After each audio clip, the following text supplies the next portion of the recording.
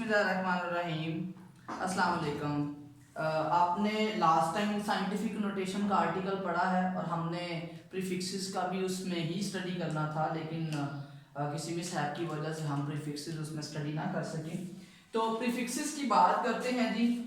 इसको स्टडी करने से पहले ना हम अपनी पुरानी एग्जांपल्स को ही देख लेते हैं। हमने डायमीटर ऑफ द हेयर की बात की थी, वो आपने पढ़ा था 4 10⁻⁻⁴ मीटर होता है। इसी तरह हमने जब बात की थी distance between earth and moon, तो वो आपके पास 3.8 10⁸ मीटर आया था। ये दो वैल्यूज हमने साइंटिफिक नोटेशन को सॉल्व करते हुए निकाली थी। अब बात ये है कि हम चाह रहे होते हैं कि हम इन 10 की पावर्स को भी किसी सिंपल वे के साथ लिख सकें। तो हमारे पास प्रीफिक्सेस की बात करते हैं। These are the words or letters added before SI units. ये तो डेफिनेशन अक्सर आपको बुक्स में मिल जाएगी। वर्ड्स और letters added before SI unit. आप सिस्टम इंटरनेशनल ऑफ यूनिट से पहले कुछ वर्ड्स या कुछ लेटर्स ऐड कर देते हैं, उन्हें हम प्रीफिक्स कह देते हैं। लेकिन ये कोई इतनी अच्छी डेफिनेशन नहीं है। हम इसकी जगह पर लिखते हैं स्पेसिफिक नेम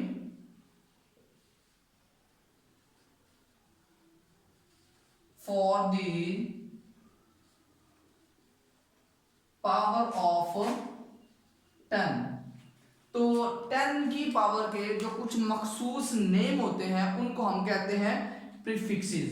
अब प्रीफिक्सेस की बात करते हैं, इनका टेबल ड्रॉ कर लेते हैं। कुछ पॉजिटिव वैल्यूज की होते हैं, positive value prefix, and second one is negative value prefix. Positive value prefix और नेगेटिव वैल्यू फिजिक्स प्रीफिक्सेस की हम बात कर लेते हैं जी। हम यहां पर स्टार्ट करेंगे 10⁻⁻ से। आपके पास 10⁻⁻1, 10⁻⁻2, 10⁻⁻3, 10⁻⁻6, 10⁻⁻9, 10⁻⁻12 and 10⁻15। इसी तरह जब हम नेगेटिव वैल्यू प्रीफिक्सेस की बात करते हैं, उसमें आपके पास कौन कौन से प्रीफिक्सेस आ जाते हैं, अगेन हम उनकी भी वैल्यूज लिख लेते हैं और इसी पैटर्न में लिखेंगे 10⁻⁻1, 10⁻⁻2, 10⁻⁻3, -6, -9, -12 एंड -15। ये हमारे पास पर्टिकुलर पावर्स हैं 10 की। +1, -1, +2, -2। अब इनके हमने पर्टिकुलर नेम रखे हुए हैं। पावर +1 हो उसे हम कहते हैं डेका, DA से रिप्रेजेंट करते हैं। लेकिन अगर आपके पास पावर -1 हो तो उसे हम कहते हैं डेसी, इसे स्मॉल d से रिप्रेजेंट करते हैं। अब 10 की पावर +2 हो उसे हम लिखते हैं हेक्टो, उसे HC से रिप्रेजेंट करते हैं। और अगर आपके पास 10⁻⁻2 हो उसे हम लिखते हैं सेंटी, और सेंटी के लिए स्मॉल c लिखते हैं। इसी तरह 10 की पावर +3 हो तो हम लिखते हैं किलो, उसे कैपिटल K से रिप्रेजेंट किया जाता है। और 10⁻⁻3 हो तो उसे हम लिखते हैं मिली, और मिली के लिए हम लोग स्मॉल m लिखते हैं। इसी तरह जब आपके पास 10⁻6 होती है पॉजिटिव में, दैट इज मेगा, और उसे कैपिटल M से रिप्रेजेंट करते हैं। इसी तरह 10⁻⁻6 हो तो उसे हम लिखते हैं माइक्रो, और उसके लिए आप लिखते हैं सिंबल म्यू। अब ये ग्रीक लेटर है, इंग्लिश से इसका कोई लिंक नहीं है। +9 के लिए हम लोग लिखते हैं गीगा, और कैपिटल G से रिप्रेजेंट करते हैं। एंड -9 के लिए हम वर्ड लिखते हैं नैनो, और स्मॉल n से रिप्रेजेंट करते हैं। इसी तरह अगर आप 10 टू द पावर पॉजिटिव 12 की बात करते हैं तो दैट इज टेरा के लिए कैपिटल T, और इधर हम बात करते हैं तो ये आपके पास आ जाता है पिको, तो पिको के लिए हम स्मॉल p लिखते हैं। इसी तरह 10 टू द पावर 15 के लिए हम लोग लिखते हैं एक्सा और कैपिटल E लिखते हैं।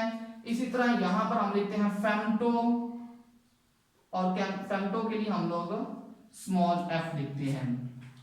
तो जी स्टूडेंट्स, ये हमारे पास प्रीफिक्सेस हैं और प्रीफिक्सेस की डेफिनेशंस वो लिखी हमने। इसी तरह हमने जो उसकी टेबल वाइज डेफिनेशन बनती थी हमने वो भी लिख ली। अब हम इसके कुछ रूल्स की बात करते हैं प्रीफिक्सेस को यूज करने के। पहली बात क्या है जी, आपके पास compound prefixes are not allowed.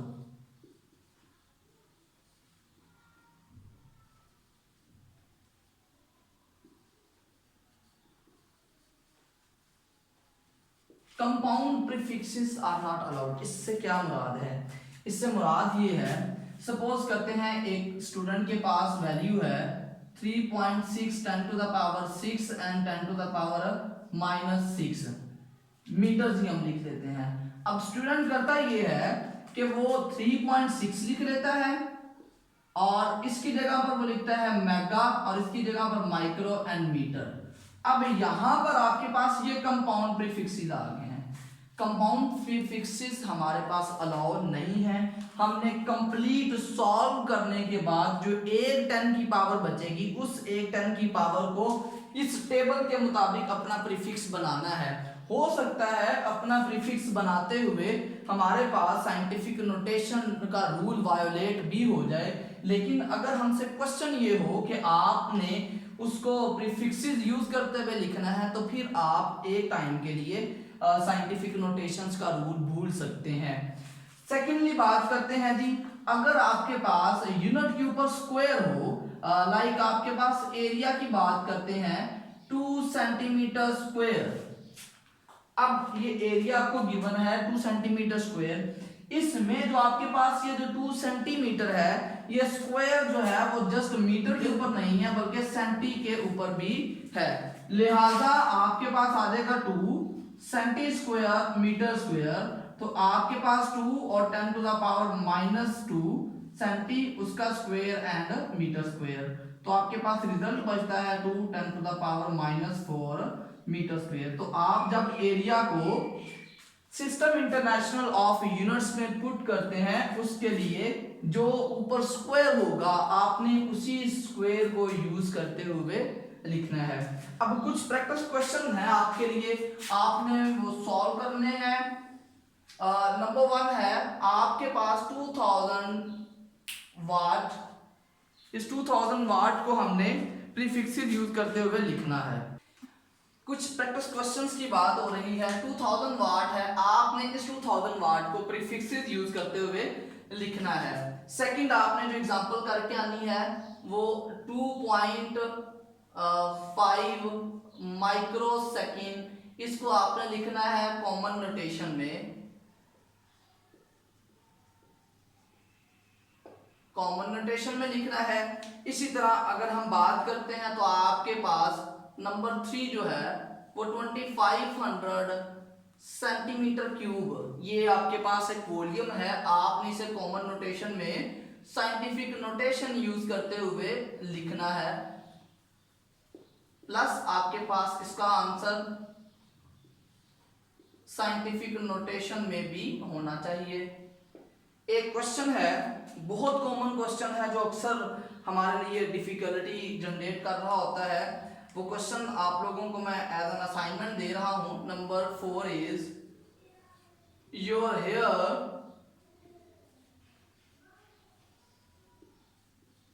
Grow at rate of 1 millimetre per day, find growth rate in nanometres per second. Question कोई इतना मुश्किल नहीं है जितना हम नॉर्मली इसे समझ रहे होते हैं। This is very simple question. आप इसे बहुत आसानी के साथ सॉल्व भी कर सकते हैं। चलें हम असाइनमेंट की बजाय इसी क्वेश्चन को यहीं पर सॉल्व कर लेते हैं। हम लिख लेते हैं जी, ग्रोथ रेट हमें गिवन है 1 मिलीमीटर पर डे। हमने इस मिलीमीटर की बजाय नैनोमीटर में जाना है और डे की बजाय हमने सेकंड्स में जाना है। तो आप इन प्रीफिक्सेस को खत्म करते हैं, मिली की जगह पर -3 आ गया। इसी तरह आपके पास यहाँ पर ये बन जाएगा मीटर, और एक दिन में 24 घंटे, एक घंटे में 60 मिनट और एक मिनट में 60 सेकंड्स होते हैं। तो आपके पास जो यूनिट बन चुका हुआ है वो मीटर्स पर सेकंड बन चुका हुआ है। अब इसी को जब हम सॉल्व करते हैं तो आपके पास जो ग्रोथ रेट आएगी 1/86400 इंटू 10⁻³ मीटर्स पर सेकंड। यहां पर हमने जस्ट ये जो पार्ट है उसको सॉल्व किया है, और सॉल्व करने के बाद हमारे पास ये रिजल्ट आ जाता है। अब आप इसी को जब सॉल्व करते हैं, अब आफ्टर कैलकुलेशन इस पूरे के पूरे फैक्टर को सॉल्व करने के बाद आपके पास जो रिजल्ट बचता है 1.184 10⁻⁻8 मीटर्स पर सेकंड है। यहां पर देखें, जब हमने इस पूरे फैक्टर को सॉल्व किया, सॉल्व करने के बाद 1.18 है या 1.157 है, इसके करीब करीब कुछ रिजल्ट आएगा, 1.157 आता है। तो अब आप देखें -8, जब हम प्रीफिक्सेस का टेबल देखते हैं तो हम देखते हैं कि हमारे पास -8 के लिए कोई भी नोटेशन नहीं है। हम इसको करते हैं कि हमें चूंकि नैनोमीटर्स पर सेकंड में चाहिए, हम इसी पावर को -9 में कन्वर्ट करते हैं। तो -9 में कन्वर्ट करते हुए एक डेसिमल इधर लेके जाएंगे तो 11.57 10⁻⁻9 मीटर्स पर सेकंड। अब ये जो -9 है, दिस इज 11.57 नैनोमीटर्स पर सेकंड। तो आपने ग्रोथ रेट फाइंड आउट कर लिया है। देखिए हमने एक क्वेश्चन सॉल्व कर लिया प्रीफिक्सेस को सॉल्व करते हुए। आप इसी तरह के बहुत से प्रैक्टिस क्वेश्चन खुद से कर सकते हैं। लाइक अगर आपको बता दिया जाए the area of the room is 24 metre square, find out the area in centimetre square, तो आपने जस्ट क्या करना है, एक कन्वर्जेंस बनानी है, और उस कन्वर्जेंस में आप उसको किस तरह से डील कर रहे होंगे वो आपने देखना है। Thank you so much for watching this video. अल्लाह हाफिज़।